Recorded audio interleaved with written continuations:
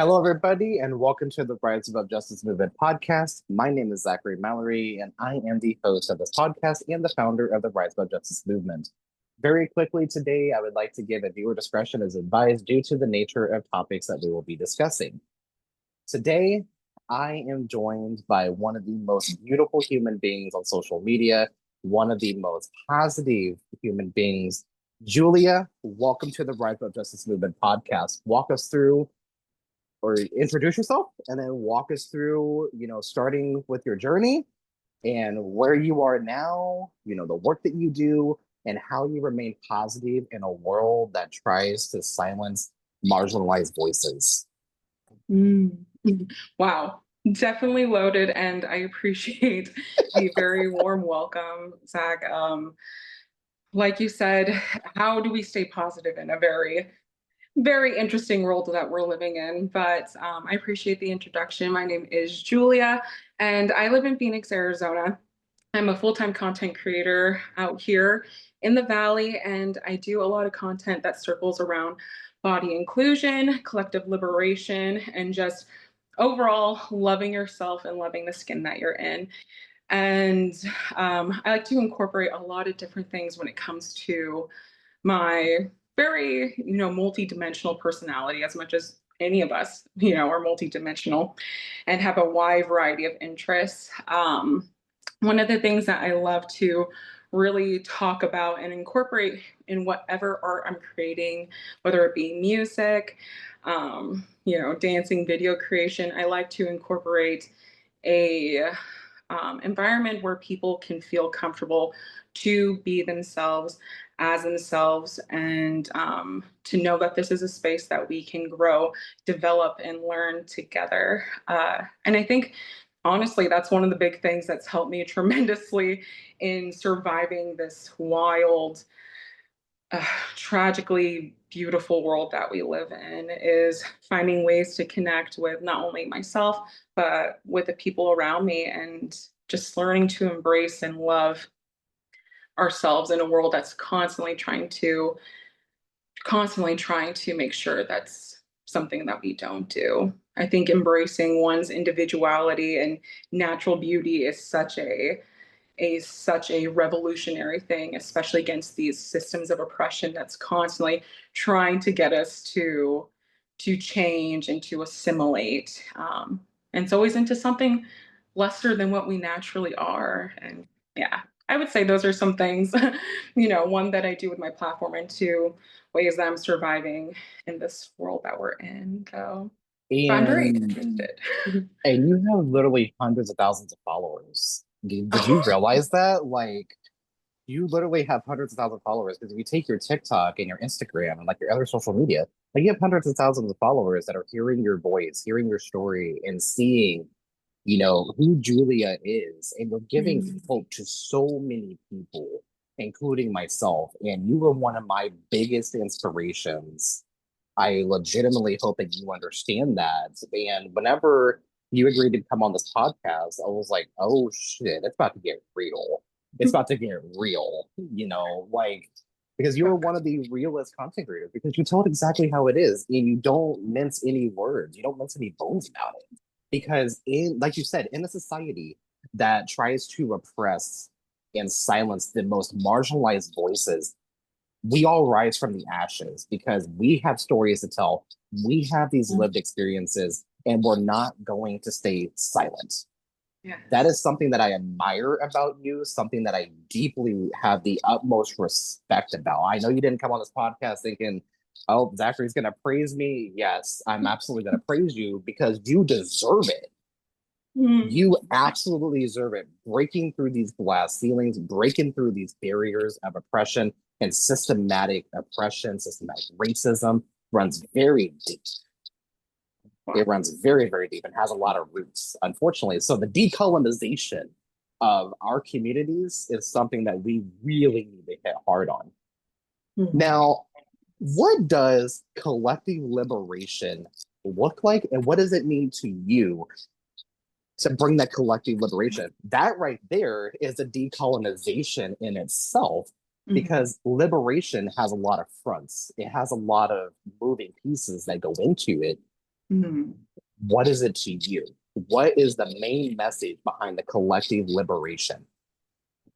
Wow. Well, thank you so much for that beautiful, all those sweet words that you said. One, that's so validating and just encouraging to, the work that we do, because you also know as a content creator how difficult it can be, especially when we are sharing such big stories, such personal and real life situations.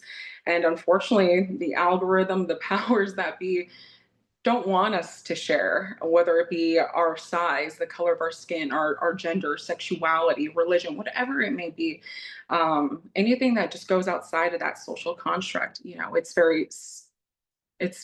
very hard to get our messaging out there. So getting that type of encouragement and validation, especially from you and the work that you do with Rise Above Justice movement, it's absolutely incredible. So I appreciate that.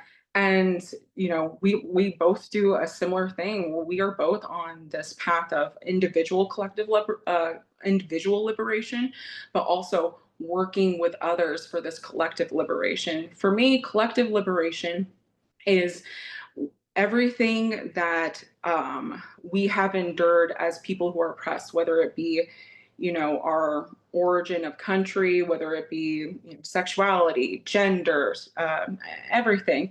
But people who are in oppressed groups, like us, I believe that collective liberation is coming together and knowing that all of us deal with the uh, same type of oppressive system.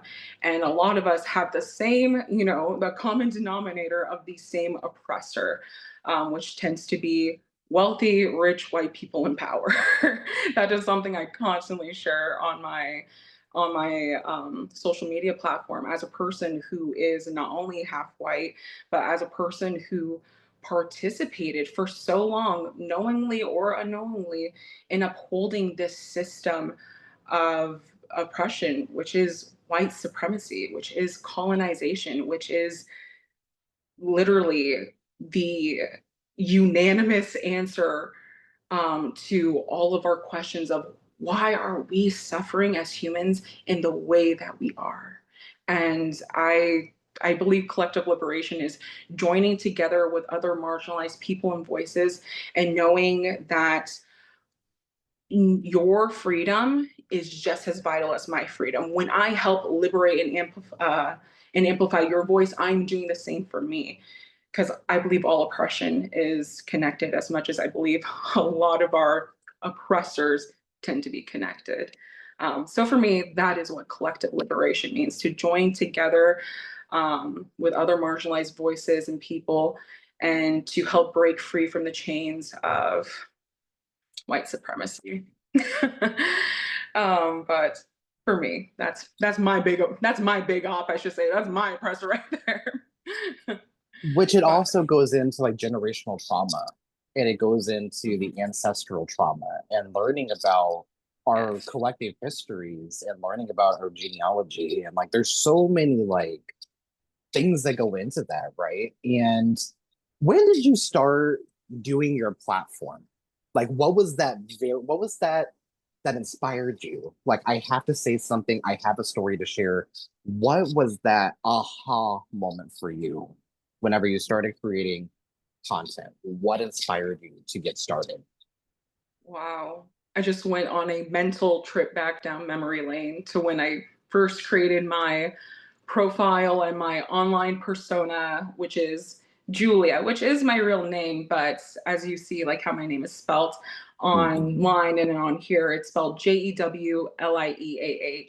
And I created that actually my last semester in Bible college. And to many people, they get very shocked once they realize they're like, wait, you were in Bible college? And I'm like, yes, this very openly confident, positive SW who's very loud and proud went to Bible college. And people even get more shocked when they find out I'm the daughter of a pastor. That was always like, That's like one of those like, bitch, what? yeah. Some people don't even like believe me. They're like, you're just saying this stuff for clout. And I'm just like, And what clout am I getting?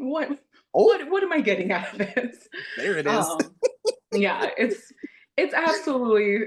absolutely wild. But yeah, I would say when I ended up leaving college back in 2018, it was after the spring semester. I ended up actually dropping out of college, and I kind of went full force into this online persona that I was creating because I mean, growing up in within Christianity, and many people know from observing or from their own personal experience, Christianity is a place where there's this certain box that you are in, and if you were to ever step outside of that box, it can be very catastrophic to your reputation, and it can you know just not really get the nicest comments and views from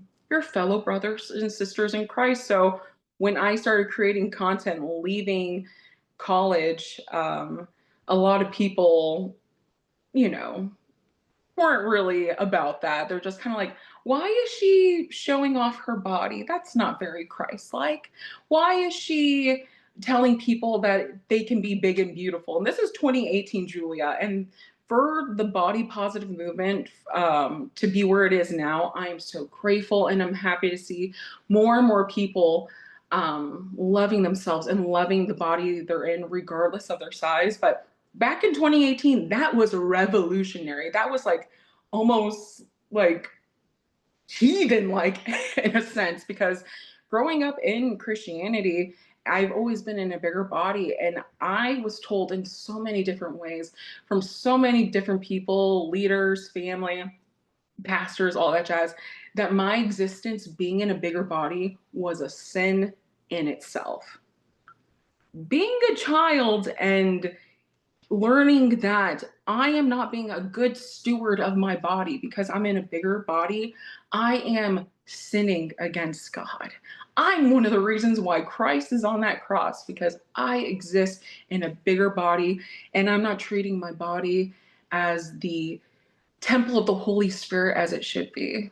And that does a lot to any person, let alone a child who's receiving this messaging week after week after week. And it's just incredible to see how I went from someone who used to wear baggy hoodies and pants during the summers here in Arizona, where you get triple digit heat. I used to get bloody noses because I'd be wearing these big baggier clothes because I was trying to hide my bigger body. I thought if I wore this triple XL letter sweater, no one can tell that I'm fat. I'm gonna tell you, everyone knew I was fat. It didn't matter what I was wearing. Everyone knew that I was bigger. But in my mind, because of that shame that was constantly being perpetuated to me through these systems and these powers and these people who I'm supposed to be looking up for guidance and to feel comfortable and feel loved, are telling me the way that I look is just, it's not up to par for what God wants. And yeah, and that was very devastating for a person. So I created my social media profile, and I started to show pictures of me more. It was just like me, even on my college campus at the time when I first started it. And I'm like wearing leggings, I'm wearing my little backpack going to school. And people were so caught off guard by that, because how dare a person who looks like me, who weighs as much as me, who has my body type, ever feel beautiful and confident? And fast forward now, 7 years later, 2025, I am able to do this and advocate for more inclusion when it comes to bigger bodies, and get paid and to fully live in my authenticity. Like your encouragement, Zach, that meant so much, because I want all people, regardless of their size, to see my content and feel like they are enough, to feel like they are more than just their body. And that just contradicts so much of what society has continually perpetuated to people in marginalized bodies, that we aren't good enough. In order to be good enough, we must change, we must assimilate, we must shrink ourselves to be more palatable. And I feel that coincides a lot with, these oppressive systems, especially the way that our current administration has been going. We are living in such a time where if you go outside of this box of beauty, of success, of whatever, you will not only be looked to as less, but now you can even be punished for speaking up about the box that we're trying to put you in. It's very interesting times, and voices like yours, like mine, and many, many others who are doing the work, it's so needed. Yeah, it's a lot to create content, but through years of consistency and showing up more authentically and being able to acknowledge and take accountability. I am a person, like I've told you, I grew up in evangelical Christianity, and for many of us know, with what's happening with the current administration, how intertwined both of them are, and how these these certain harmful, narrow-minded views are literally causing harm to you, and I, and every other person on this planet, whether they know it or not. So yeah, it's been a journey, to say the least. So And what did you, and you said you went to Bible college, right? yes. So So you know exactly what question's getting ready to come. now What give it to me. what drawn you or what drew you to go to Bible college? Growing up Mm, being the pastor's daughter and being outspoken against these stereotypes of like what a woman is supposed to look like, how you're supposed to act, how you're supposed to be, how you're supposed to this, how you're supposed to that.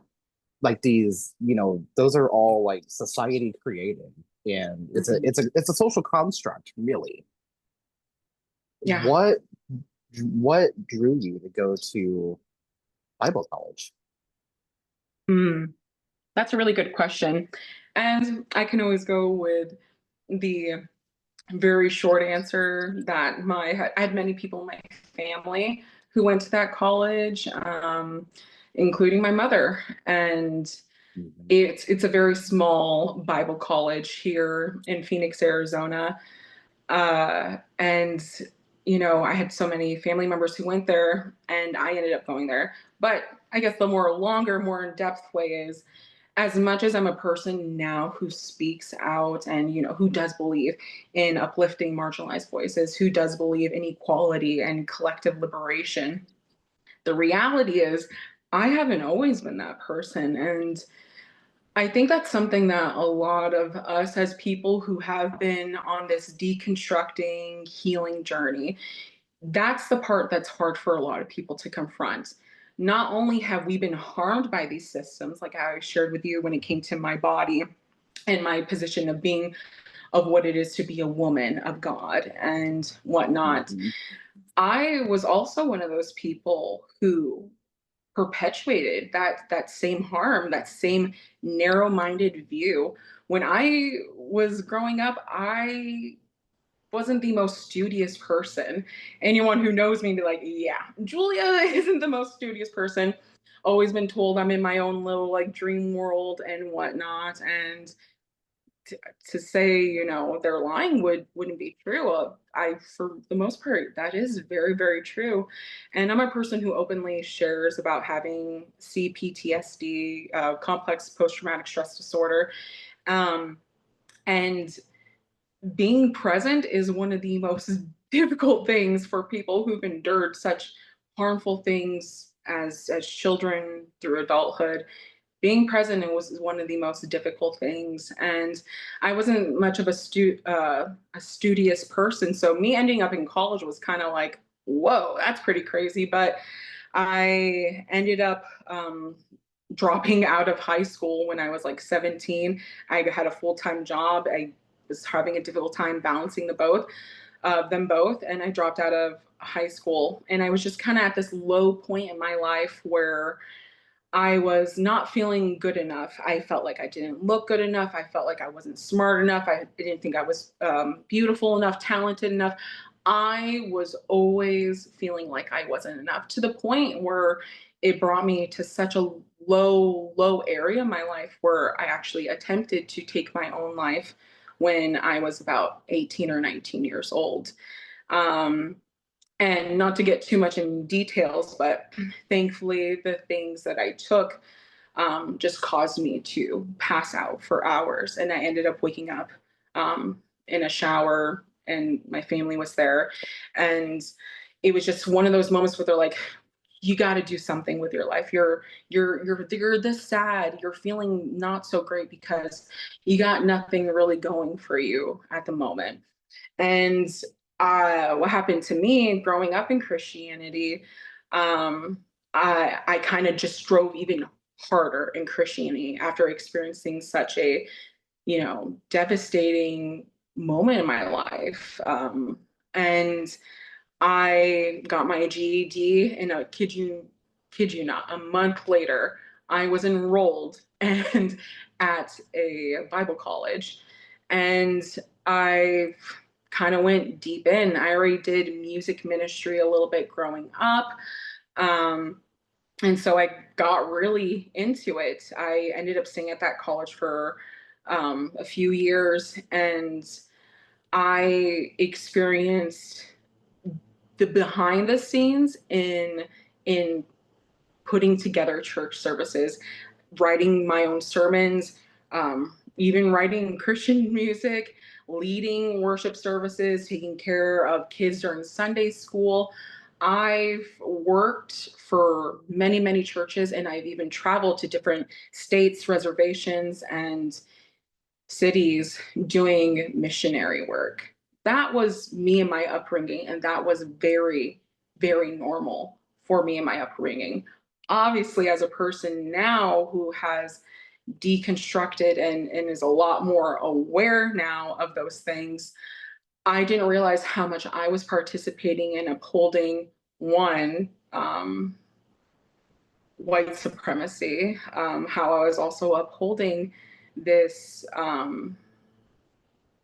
very, how do I say this? I'm like, I don't know if these words get blurred out in these podcasts, but a very genocidal system. I mean, the harm that has been done and that I participated in, it's it hasn't always been. I haven't been this person that I am now.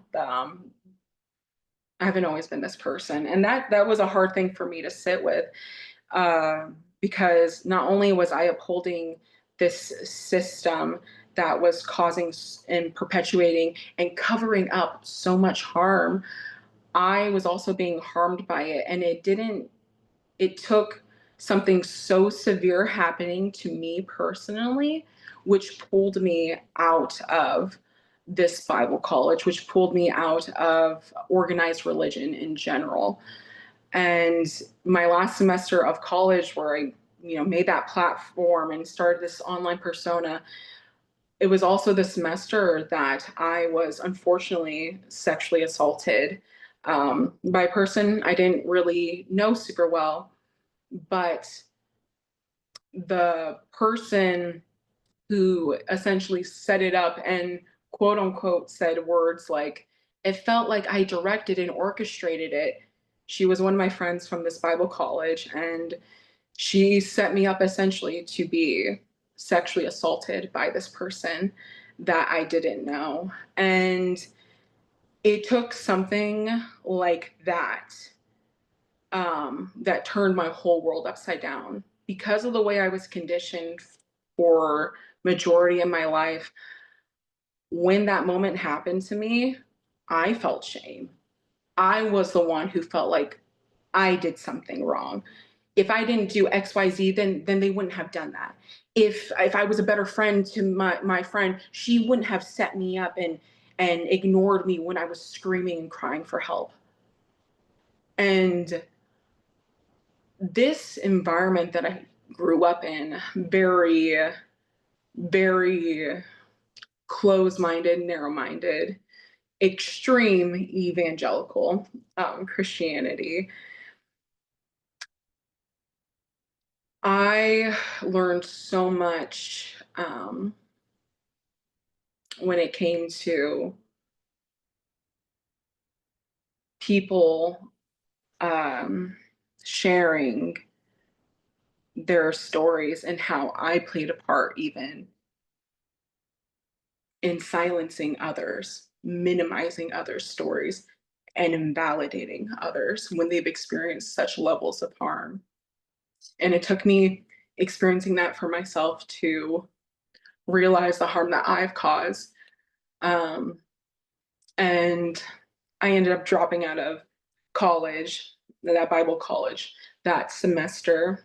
It was difficult to show up to class, to be present, which was already a difficulty for me to deal with. Um, and I ended up creating this whole new life, this whole new persona. And thankfully, over time, I have not been only able to acknowledge the harm that has been done to me through this religion, through this system, through my family, but I was also able to start taking accountability for the harm that I've caused others. Um, I don't think people realize how these systems and how these stories go so unnoticed and not acknowledged on a large scale. Harm to any person, um, especially in that type of way, shouldn't be something that we dismiss, we take lightly, and that we silence. And I witnessed time and time again from not only my experience, but my experience within the church, um, how you can bring up these horrific um, situations of sexual assault, even involving children, and how these people in leadership have used their power to cover and silence these people. And a lot of these people tend to be women, children, queer people, Black, Indigenous, other people of color, disabled people. And I knew in some type of way in 2018 when I dropped out of college that I was leaving more than just this school, than just this bubble that I'm in. I am leaving this limited, harmful ideology behind me as well that has been used to oppress myself and to oppress the world around me. But yeah, I started my journey 7 years ago, and it's amazing how much I've developed and how much I've grown, not just numbers wise, but as a person. I don't think I would have the platform that I do in the ways that I do now if I stayed in that environment. I would be one of those creators, one of those influencers perpetuating that same harm, but in a larger scale. Um, and I'm just so thankful, despite the unfortunate things and moments that have happened to me through my life, because I know that I've taken these things and I've used them to not only share my story, but to help truly uplift other people and their stories. Um, but yeah, that's been my journey so far. It's a never ending journey because I'm never ending. I'm not stopping my deconstructing. I'm not stopping my growing. And I know that people think that growing is such a linear experience, healing is such a linear experience, but with growing, not only comes learning and taking in this new information, it also comes with so much unlearning. And that's a part that a lot of people, including myself, can be challenged and takes a lot of working through shame and taking accountability for the harm that we cause. And that's not an easy thing. Don't take that lightly. But if I'm expecting to hold my political leaders, these institutions, these systems accountable for the harms that they cause, I have to also hold myself accountable for the Mhm. harm I've caused. And that's really, you know, the journey that I've been on. And I just choose to share it online with others, and hopefully that they can resonate and take tips and tricks and learn from the mistakes that I've made so they don't have to continue that harm in this world too. And you know what we call that? We call that setting up future generations for success rather than failing them and giving them the tools to continue on the oppression, right? And again, that generational trauma and the decolonization of everything, it obviously takes a lot to admit within ourselves that, hey, maybe I fucked up, but maybe it's time for me to correct that because nobody's perfect. In the image of a human being, we all make mistakes. And Yeah. I think owning our own mistakes and clearing our own doorstep before we try to clear somebody else's doorstep is definitely something that we can all do within ourselves and recognize our own implicit bias, recognize our own, these just the marginalization of oppressed communities, like you said, like disabled and survivors of sexual and gender-based violence. Because oftentimes whenever we hear, speaking of violence, oftentimes whenever we hear about a mass shooting, what's the one thing that we hear the most? We hear thoughts and prayers. Thoughts and prayers, of course. We hear thoughts and prayers. Every time a mass shooting happens, students are going to school. Look at Uvalde. Look at the school shooting in Uvalde. Look at Parkland. Look at Sandy Hook. The Sandy Hook children would have graduated last year. They should have started college this year. Unfortunately, they did not. They Right. told their parents goodbye for the very last time because they did not return home. And that is the reality. And these are the conversations that we need to be having. So, I thank you for literally grounding me and walking me through, your journey. Now, I would love to talk a little bit about decolonizing Christianity because there's a lot to unpack here. Because Christianity Ooh. has started, it's turned into like this distorted Christian faith and leading to the oppression of marginalized communities. It involves the critiquing of white supremacy, nationalism Mhm. within Christianity. And how do we decolonize? Well, we uplift the perspectives of Black, Indigenous, and other marginalized peoples, and then re examine the actual relationship between Christianity and colonialism, slavery, and focus on like that inclusive faith. A lot of churches have really shifted a lot of their focuses to welcome everybody, even outside of their own faith, because they've turned these churches into these welcoming spaces. However, the religious trauma is still there. The generational trauma is still there. The colonization within the churches is still there. The hate, the oppression, and the marginalization continues to run rampant in churches. Whenever I think of that, I think of churches like Westboro Baptist Church right here in my home, or right here in the state of Kansas, where I currently reside, that is literally blocks away from the Kansas State Capitol. I think about that with them going and protesting at military funerals. They go and protest at LGBTQ pride parades. They go and protest for literally any little fucking reason. Mhm. I have the highest respect for Megan. Damn it, I almost fucked up on her name. This is not going to get edited because I believe in the authentic voice. Megan Phelps Roper was essentially excommunicated from her own father's church, Fred Phelps.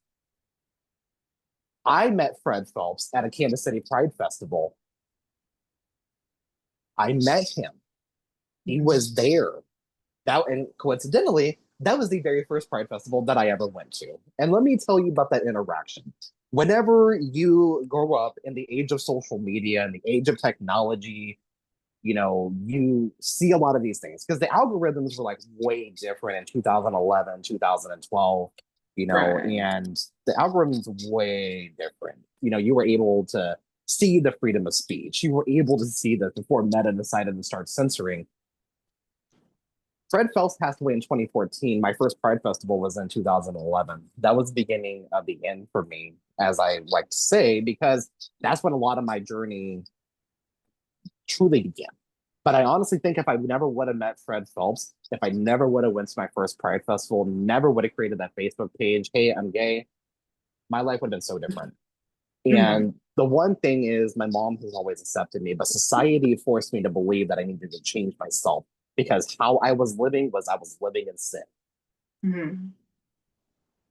And I thought to myself, going through conversion therapy, and I want to add a disclaimer, my mom never supported conversion therapy. She always loved me. She's always accepted me for who I am and for what I am. She's never questioned me. She may not understand it, but that doesn't mean that she judges me for that. My mom is the Mhm. true definition of a warrior, the definition of a survivor, and the definition of how a human being is supposed to be. Mm. She was forced to go to church as a child. She did her own decolonization without even realizing it, Mm. without even understanding it, and like the deconstruction of religious trauma within ourselves, within our communities. But I just remember hearing Fred Phelps just holding the sign saying homosex is a sin. I will never get that out of my head. Just seeing this old wrinkly bastard just standing there, excuse my language, but this old wrinkly bastard is sitting here with homosex is a sin. And I was taught that you're supposed to love your neighbor. That includes your immigrant neighbor. That includes your transgender neighbor. That includes the people that look different than you. And to see this, I'm going to say it again, this old wrinkly bastard standing here preaching against the very thing that he's trying to just, like, how can you live with yourself knowing that you are going and protesting at a military member's funeral, knowing that they gave up their fucking life to serve this godforsaken fucking country Right. for this church to hide behind that freedom of religion? And hearing the Supreme Court rule that hate speech is free speech, what the fuck is wrong with you? Legitimate Mhm. question. What is seriously wrong with you? Mhm. But God forbid we take to the streets and protest gun violence because then we're seen as Antifa thugs. Oh my gosh. Yeah. That God I still forbid we call out what's happening right now. You know what I'm talking about. Me and my mom have been talking about it for the last, what, 2, almost 3 weeks. My Mhm. mom is seeing it. I'm seeing it. She called it out on Facebook, and we can't be talking about this person. I'm not going to mention the name on this podcast. We all know what I'm talking about and what I'm talking about. This person was not an elected official. This person was very hate filled. I don't condone political violence. I don't condone or I don't support violence, period. But whenever you Mm. preach it, I'm a firm believer in karma. I am a firm believer in karma. Again, this is not getting edited. The point of this podcast, Julia, the point of our movement is to give the platform to people who do not reach those headlines. Mm. Where was Air Force Two whenever the Sandy Hook children were slaughtered in their school? That part. Mhm. Where was the outrage whenever Melissa and Mark Hortman, who was murdered in their own home, and their dog Gilbert? Tell them. Tell Where them. was the fucking outrage? It was radio silence because they did Literally. not give a damn about her. She fought for marginalized communities. She fought for my mom's healthcare. Granted, it was in Minnesota. It does, whatever happens in a state does leave rippling effects in other states, believe it or not. Mm. I'm rambling at this point. I want to get back to you, but I felt that this is very it's a well reciprocated space because you understand, you get it. A Mm. lot of people, unfortunately, do not. Millions of people do not because they are complicit in silence and they are allowing what is happening to happen right now in our very eyes. The country is crumbling. However, I have a little bit of hope because of people like you. I have a little bit of hope because of people like my mom who keeps me going, who's my literal inspiration behind everything that I do. This movement and this podcast is to honor people like my mom who have fought hard. But you know what? It's also from people like my friend Aaron Gallagher, who actually wrote a book called Hype Women. Whenever you hear the word hype women or the words hype women, what do you think hype women means? And what does that mean to you to be a hype woman? What do you think? I don't know. I'm very interested in finding out though. A So, hype woman? yeah, so hyping up women, so like a hype woman, right? Whenever we think about hyping up women, how are we hyping women? The one way we're doing it is giving them the voice, fighting for reproductive rights. Abortion access is healthcare. Healthcare is a human right, a basic human right, Right. especially to a survivor or to that 12-year-old that is hiding in her closet that doesn't have a choice right now because the Supreme Court said so. The overturning of Roe v. Wade literally set us back so many years. My question is, how much further are we willing to go back?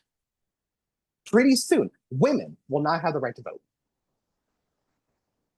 Pretty soon, women will be barefoot and pregnant in their kitchens, down on the farm. As my co founder Gwen would say, she wrote a song called Barefoot and Pregnant that went viral in 2023. Feel free to stream it Barefoot and on your pregnant. platforms. Have you heard Yes. it? Yeah, actually. And down on the barn. I like that Yes, song. and Shout out to she her. does it. Yes, she's my co founder. And Yes, yeah, I saw that. I love that. she, I'm not into like her style of music. I'm gonna be fully blunt because she does like a little bit of like country style. She does a little bit of like, you know, Mhm. these she mixes like these genres. She's kind of like the Kelly Clarkson, right? Of like the new era. Because I Kelly love Clarkson's that. one of the only few artists that can actually, dabble in different genres and it actually sounds good. Mhm. Gwen is the prime example of that. And keep in mind, she is not a big time celebrity. She lives in Nashville, Tennessee. And she is an independent music artist. She's not signed to a major record label. She is literally just herself. And that is one thing that I admire about my good friend Gwen Levy, of Gwen Levy and the Breakdown. Again, you can stream all of her music on all the streaming platforms. Barefoot and Pregnant has over 20 million views across Yeah. all platforms. Okay, Gwen, okay. That's Whenever you awesome. whenever you listen to Barefoot and Pregnant for the first time, what did you think? What was your reaction? And how did it make you feel? Oh, that is so funny. I was laughing because I was just like, at first, I was like, is this a satirical song or not? With today's, climate of today's country, I couldn't tell at first if it was satirical, but then I was like listening to the lyrics more in detail and I saw the music video.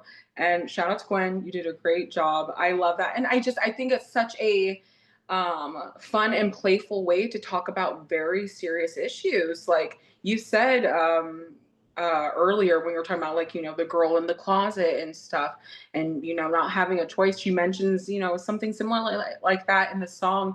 And I love the one line that she says at the end of the chorus. It's like, 9 out of 10 evangelicals would agree. Let's leave her barefoot and pregnant like the good Lord meant her to be.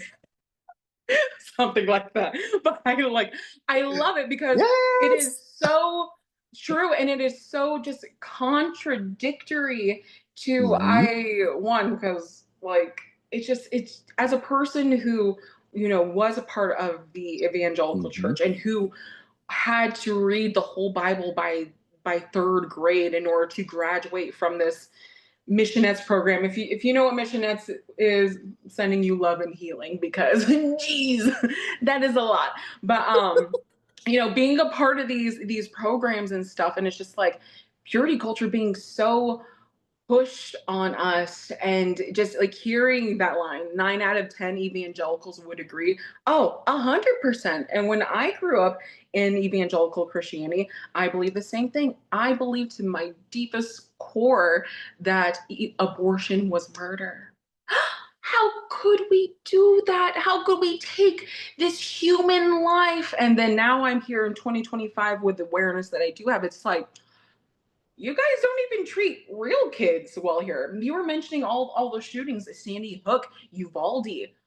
Does it seem like we as a nation, as this so-called want to be Christian nationalist nation, genuinely care about children?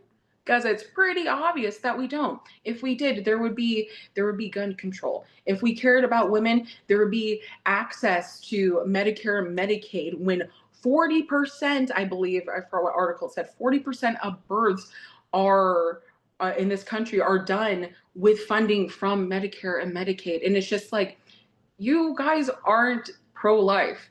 One, you're nothing Christ-like, like talking about this administration and these MAGA people. Let's make it clear. You are nothing like Christ was like in the Bible. You do not exemplify his love and compassion towards marginalized people. Jesus Christ in the Bible was a man of liberation. And he was asexual, but no one wants to talk about that either. But it's amazing hearing, like, her song just kind of, just in such a playfully fun melodic way, talk about such serious and vital issues that, yes, these people would rather have us popping out babies, and bringing them into a world where they're not going to get access to free food. They're not going to get protection while they go to school. They're not going to get, support to explore their own belief system, forcing the 10 Commandments in school and Bibles. Like, this is just, it's so contradictory to Jesus. And yeah, I do enjoy her little song. Shout out to Gwen, because that song's a bop. And I'm happy that there's just so many different ways that you can convey such important messages. And music is such a fun way to do that. And I try to do, similar things in my own personal life. And it just shows how powerful something like that reached over 20 million, views, streams, millions of people. That's huge. And I love seeing people have this creative outlet and using it like a real artist would to talk about the important issue. So shout out to Gwen. Whenever she listens to this episode, I can hear her in my head. She's probably gonna call me and be like, "Oh my God, I did not know this was gonna turn into be a hype episode for me." But honestly, Oh. I bring up her music because the first time that I heard about it, and the first time I heard it, and this is how I actually learned about Gwen, and I was like, "Who the hell is Gwen Levy?" And I really quickly found out who Gwen Levy was because she messaged me on social media last year, and I thought the name sounded really familiar, and I was like, wait a minute, wait a minute, wait a minute, wait a minute. So I went to Google, or went to YouTube because I saw that she's an independent artist, and I Mhm. was like, wait a minute, she wrote Barefoot and Pregnant. And I looked at my mom, I was like, do you remember this song? She said, yeah, I showed it to you. I said, she's in my DMs right now. Like, excuse me? Wow. And then she's like, I want to help you organize and I want to help you. Gwen has literally been my right hand person through this entire thing. And she's opened my eyes a lot to understanding like women's rights even further. But it's not just women's rights because abortion is not just a women's issue, Right. it's a reproductive rights issue. And it's just Mhm. a human rights issue. And Agreed. it goes deeper than just abortion. It also goes to contraceptive access. It also goes to IUDs, as she says in her song as well. Mhm. I remember watching a video of Gwen speak last year at the Tennessee State Capitol alongside Gloria Johnson and Afton Bain, I believe. She'll correct me on that, but she was with like the Tennessee Three, as they're called, and there was a giant inflatable IUD that was at the state capitol in Tennessee. Incredible speech. Okay. But all in all, I was like, is this song satire? Is this song real? And then I thought about it, like, you know what? This is our fucking reality. And here we are in 2025, and it rings even more true now than it ever did in 2023 and even beyond, and even before that. It rings true now, looking and seeing how far back the country is going. It's just insane to me. And it's like, how much are we going to allow to continue happening? But, you know, again, like I said, I do feel a little optimistic because of people like you, Julia, that literally give me hope on a daily basis. I literally go to your social media and just look for inspiration because I'm like, you know what? This gets really heavy. And my last question to you is if you were to receive a DM message, you know, whatever the language is now, I'm showing my age here. I know it as an instant message. You know, I grew up on Yahoo Messenger, you know, like DM it or, you know, chatting AOL. on there. Oh God, AOL, that goddamn dial-up. Speaking of which, did you know like earlier this year they just got rid of AOL dial-up? Did you Oh know my that? gosh. I didn't know. I thought it was gone, honestly. So did I. You want to talk about a fucking dinosaur system? There used to That's be pretty a wild. point in time where I was not able to search the internet and my mom was on the phone at the same time. She would come in there and she'd be like, I need you to disconnect from the internet because I got to make a phone call to your grandmother. And I was like, oh, hell, here we go again. And then, you know, we started like upgrading the systems. And it was like, wait a minute. I can be on the internet. She can talk to somebody at the same time. What? You talk, Future. you talk about like that mind fuck moment. That was definitely one of those mind fuck moments. Like, wait, we can actually, you know, I can go in here and I'm not going to tell you what I was watching, but Or shut up, mom. But yeah. She was like, I already know. she's like, we already know. I kind of walk in and watch the doing it. But anyway, um, again, this isn't getting edited. This is literally staying in here because I I think love that. people need to see the humor in these deep, dark subjects. And I oftentimes joke about my own trauma, and other people look at me like, oh my God. I'm like, I'm talking about myself here.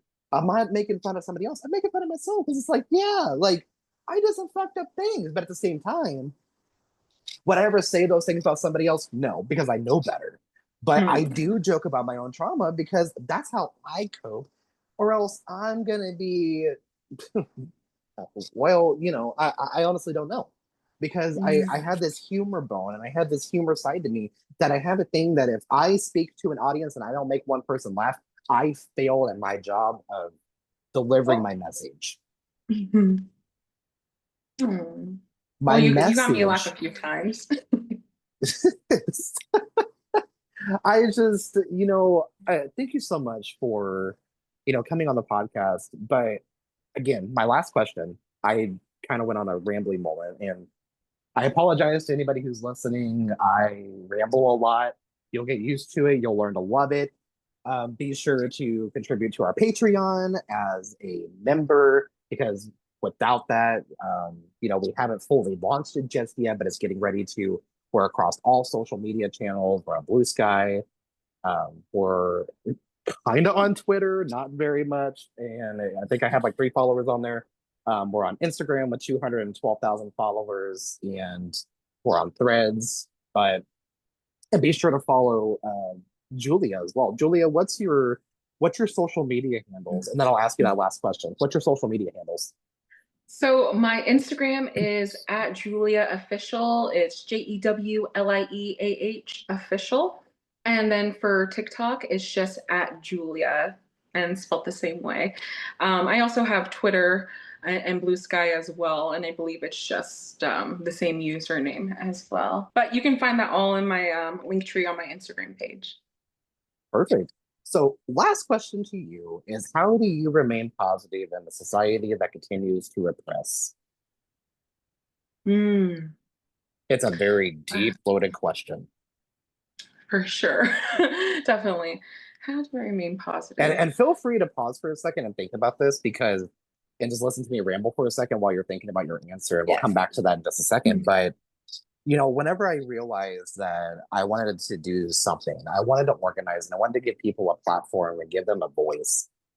I was thinking about people that again, do not reach those headlines. You know, we sat down and talked to a 1991 Jeffrey Epstein survivor, Jess Michaels.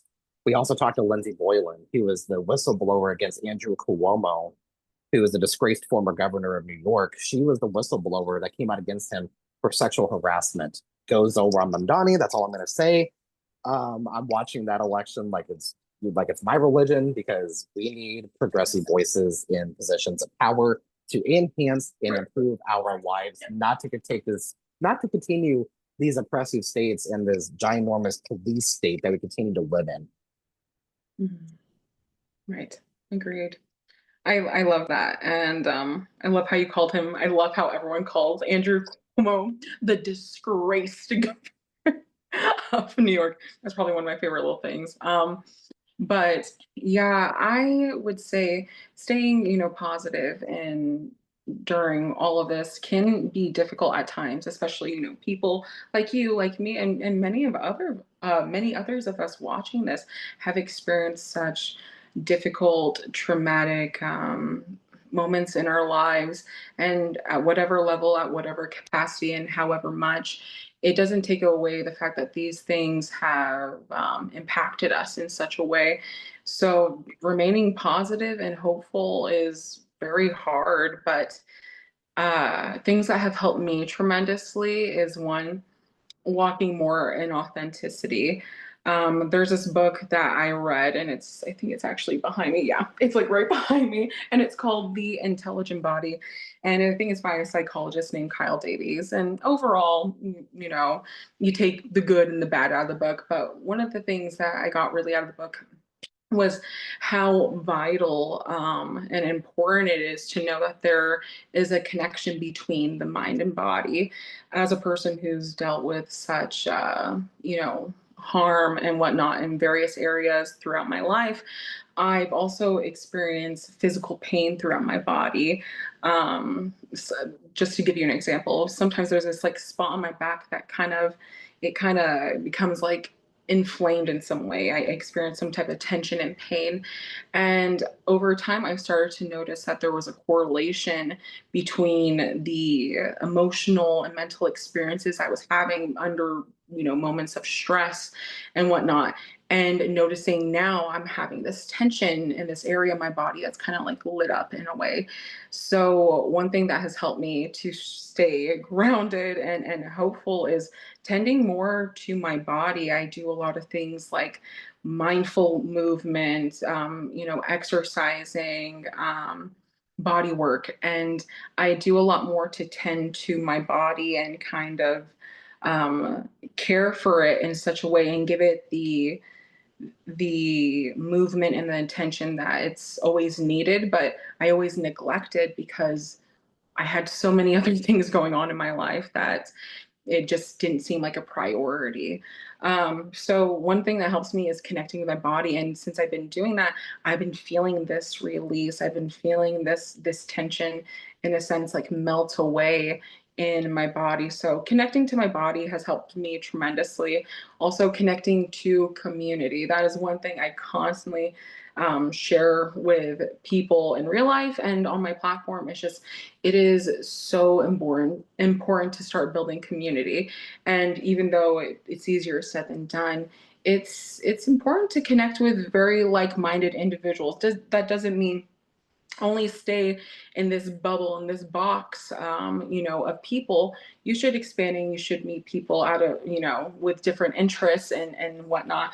But I do think it's very vital to connect with people who do have similar goals of collective liberation, about amplifying marginalized voices, about helping those in need. I think that building community has helped me not only feel seen and validated and cared for, but it's helped me to also improve other skills in my life, like communication skills, like expanding myself and learning different things. I've been spending more time with my aunt earlier this year, and she taught me how to change a tire.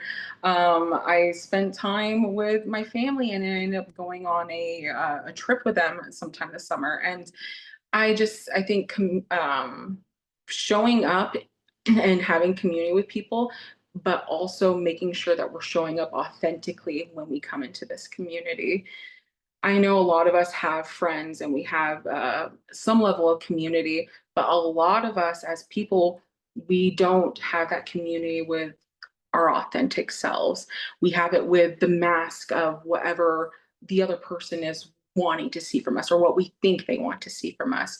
And over time, because of this radical self love that I have built for myself over all these years, um, it's starting to show up. Not only do I love myself in the way I look, I've been able to love all aspects and all versions of myself that I've had throughout this life. And it feels like I've lived many different lives in this one life.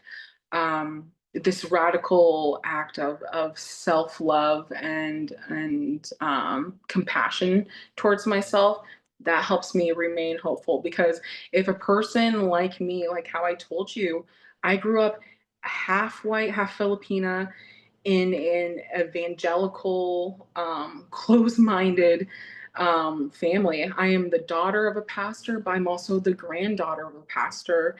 Uh, my family's a big reason why evangelical Christianity expanded in the Philippines as much as it has, and that's something that I don't take lightly. That's something that weighs heavy on me because I also know what has followed with that. Um, I would say just this ability to truly love myself, all aspects of myself, all versions of myself through all phases of myself has helped me and helped me bring hope. Because if a person as bigoted as I was, as colorist as I was, as fatphobic as I was, as misogynist as it was, and as homophobic as I was, as a person who's a plus size mixed Filipina first generation pansexual woman, I had very bigoted views against all these things that I naturally embodied.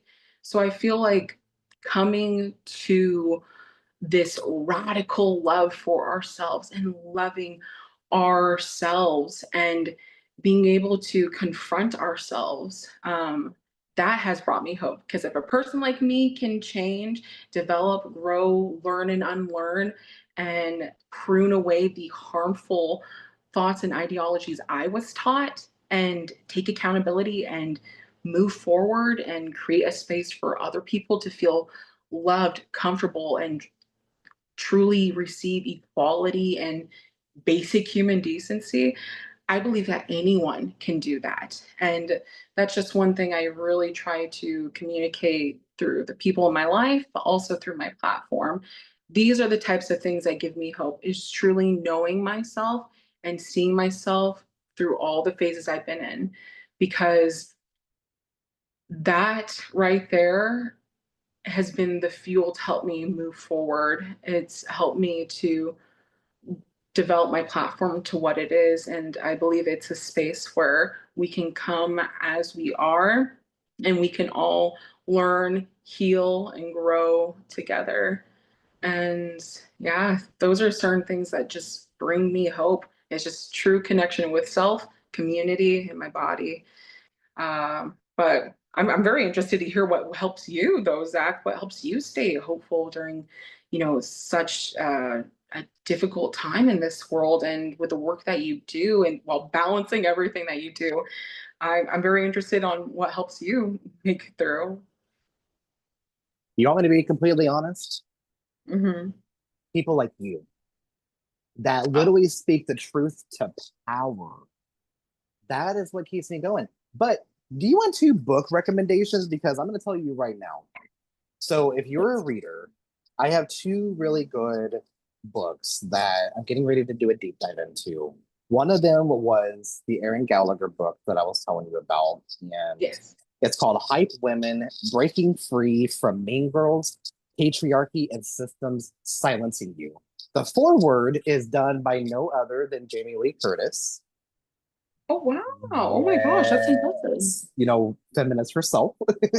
Mhm. And then the other one is the least re traumatizing read on childhood sexual abuse for survivors by a survivor. It is called Healing Honestly: The Messy and Magnificent Path to Overcoming Self Blame and Self-Shame by Alyssa Zapersky. I really hope I said that last name right. I apologize if I did not, but Love that. this is the healing honestly is a candid and often funny survivor to survivor guide to navigating the untrue stories and victim blaming narratives that survivors of child sex abuse hear every single day.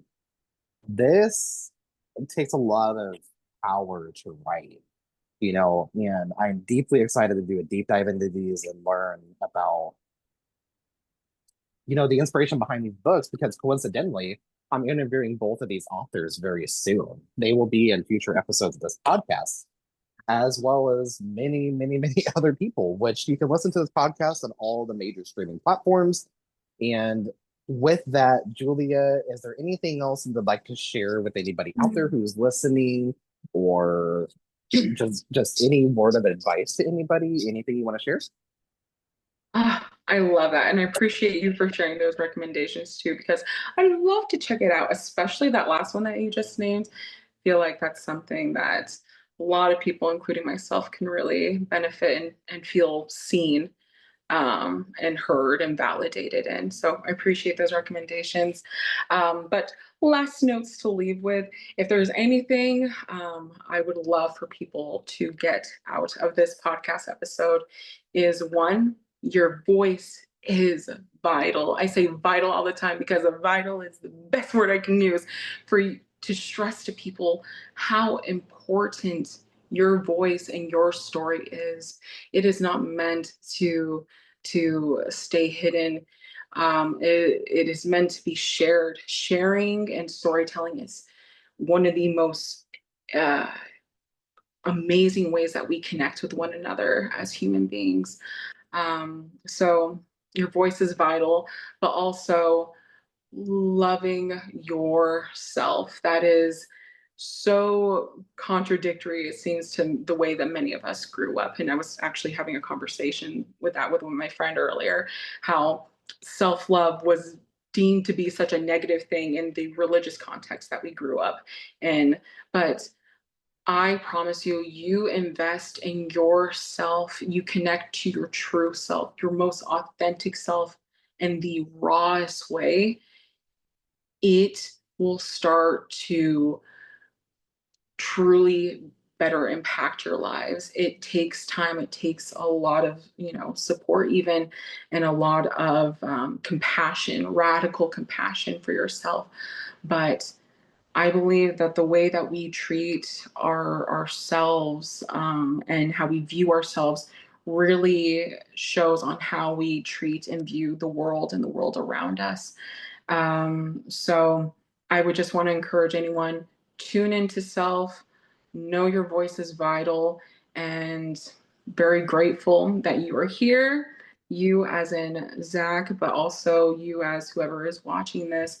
The world is a better place with you in it, and you may think that you are not making a positive impact if you think that I'm just reposting someone's story, or I'm just donating, or I'm just showing.